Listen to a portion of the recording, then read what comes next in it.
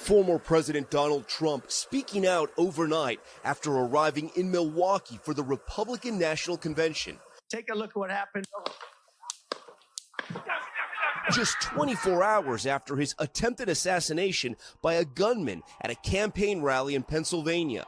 The former president discussing what he called a very surreal experience with the New York Post, saying, "I'm not supposed to be here. I'm supposed to be dead." Earlier in the night, President Biden addressing the nation from the Oval Office, urging all Americans to reject political violence. There's no place in America for this kind of violence, for any violence, ever. Period. Alright, what up tout le monde, bienvenue à un nouvel épisode du LDM Podcast, la discussion média avec votre animateur Marc Aristide. Aujourd'hui, de quoi je vais vous parler? Je vais vous parler de cette supposée tentative d'assassinat de l'ancien président Donald Trump. Pourquoi je crois que c'est faux? C'est parce qu'il y a des éléments qui restent des mystères assez désolants.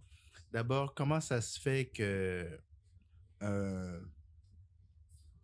je pourrais dire, un terroriste potentiel a réussi à se rapprocher à 140 mètres de l'ancien président. 140 mètres, pour certains, ça peut paraître beaucoup, mais dans les faits, c'est vraiment pas beaucoup. Comment ça se fait que le Secret Service n'a pas agi avant?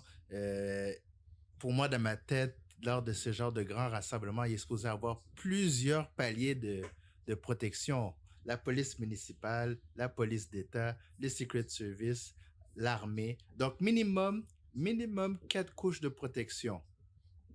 En plus, peut-être d'agents de sécurité privés.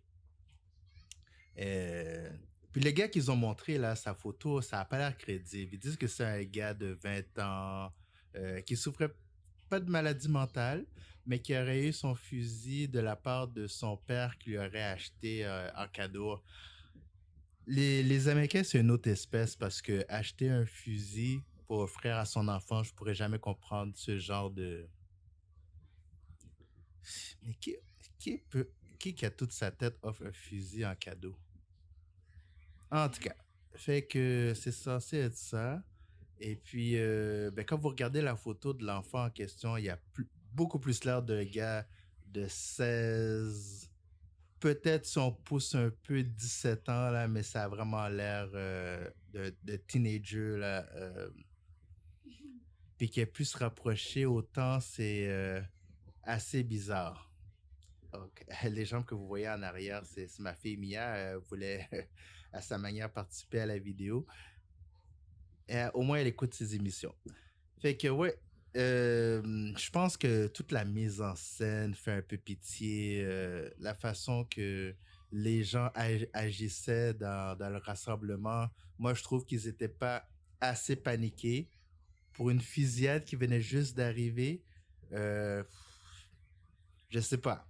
Ils auraient pu être plus crédibles. Parce que moi, pour ma part, si j'aurais été dans ce rallye-là et puis que j'aurais commencé à entendre des coups de feu, je sais que normalement, le premier réflexe, c'est de baisser sa tête puis de rester accroupi. Mais croyez-moi que j'aurais marché sur toutes les têtes possibles.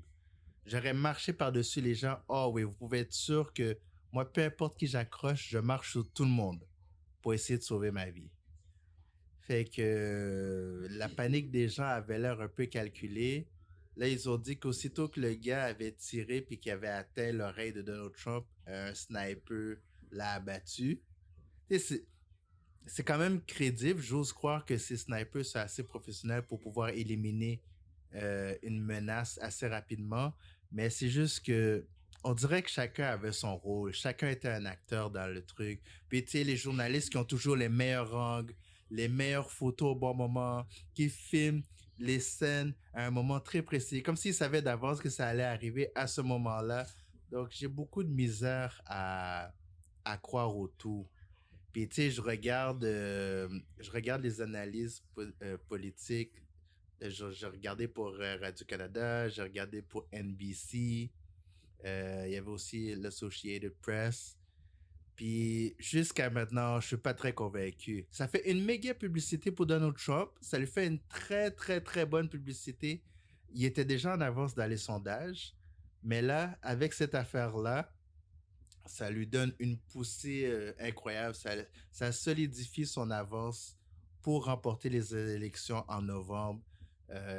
Joe Biden a dit que, bon, qu'il souhaitait que Donald Trump soit correct, qu'ils se sont parlé brièvement au téléphone, et puis il disait que c'était quand même une bonne conversation.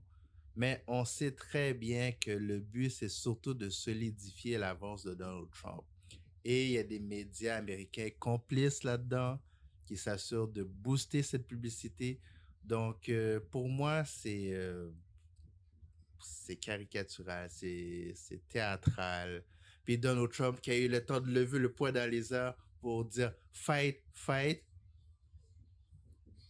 En temps normal, là, on aurait dû le rush en dehors du stage tellement plus vite. Il n'aurait même pas eu le temps de lever son poing. Si c'était critique de même, et puis, tu sais, on avait montré un soldat qui est venu, je sais pas combien de temps plus tard, ça devait être instantané son apparition. Donc, il y a quelque chose là-dedans, tu sais, c'est comme, les Américains sont forts pour épater la galerie, mettre des gros avant-plans, créer toute une scène pour que ça soit le plus crédible possible. Mais il y a des gens sur YouTube qui disent que c'est fake. Il y a beaucoup de gens qui ont fait des parodies là-dessus. Euh, donc, c'est quelque chose qui va faire jaser. Oui, ça fait jaser à l'international, mais je pense qu'il y a des chefs d'État à l'international qui ont vu que c'était exagéré. Puis là, ils ont dit que ça a fait 2 blessés, 1 mort. Le mort serait un pompier dans la cinquantaine qui se serait jeté sur sa famille, sa femme et ses enfants pour les protéger, puis il aurait pris une balle à la tête. Je sais pas, je vais continuer de voir les autres analyses sur d'autres chaînes pour voir s'il y a du vrai là-dedans. Mais pour l'instant, je suis vraiment sceptique. Je suis vraiment sceptique parce que le timing est tellement...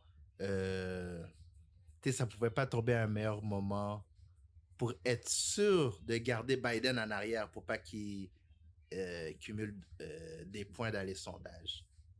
Donc là, c'est qui fait la une des journaux, qui fait la une des nouvelles, Donald Trump. Là, c'est juste quelques temps après, là, il est allé à un autre rassemblement. Et puis, ben, j'arrive pas à croire qu'ils ont choisi de toutes les personnes Amber Rose pour faire un discours, pour montrer son soutien à Donald Trump. Bon, en tout cas, est-ce qu'elle a toujours été républicaine? Est-ce qu'elle a été opportuniste? Ça la regarde elle. Mais pour ma part, tu sais, je sais pas. Les coups de feu dans la vidéo, pour moi, ça sonnait comme des feux de pétard, à la limite des petits firecrackers.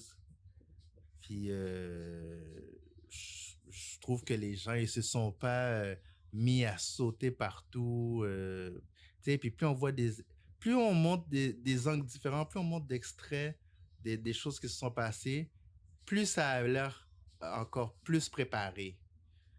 Donc, en tout cas, il y a même une photo qui montrait qu'il y avait un trou au niveau du haut de la poitrine de Donald Trump, mais qu'il y avait eu un gilet pare-balles cette journée-là, donc qui aurait pu être atteint potentiellement au cœur ou au poumon si c'était pas de ça. Mais dans d'autres photos, on voit plus le trou en haut. Fait que c'est ça qui rend la chose un peu une farce. Parce que chaque média a ses points de vue, chaque média dit des affaires qui se suivent pas tout le temps. Donc,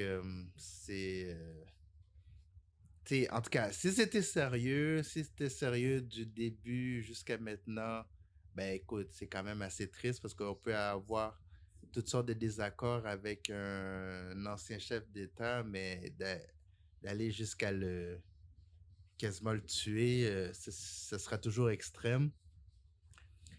Puis si tout ça était une mise en scène, puis quelqu'un finit par mettre ça de l'avant, que c'était tout arrangé, ben ça sera tellement honteux, mais ça sera trop tard parce qu'on sait très bien que Donald Trump, euh, à moins d'un revirement incroyable, c'est lui qui va être le président. Euh, on voit pas d'autre issue. Donc, mais dites-moi, vous, qu'est-ce que vous pensez des vidéos que vous avez vues jusqu'à maintenant? Est-ce que pour vous, ça paraît crédible? Il a vraiment été en danger? Faites-moi part de vos commentaires, écrivez en dessous. Vous pouvez m'écrire à ladiscussionmedia@gmail.com. Vous pouvez aussi aller sur mon site www.ladiscussionmedia.com. Je suis sur Spotify, je suis sur Amazon Music. Vous pouvez me trouver également sur YouTube avec le titre La discussion média. Donc, c'était mon point de vue par rapport à ça. Je suis pas prêt de le changer, à moins que quelqu'un me fournisse des preuves archi-béton. Je m'en tiens au point de vue que je vous ai exprimé. Et puis, on se revoit certainement à un prochain épisode. Alright, bonne journée. Peace.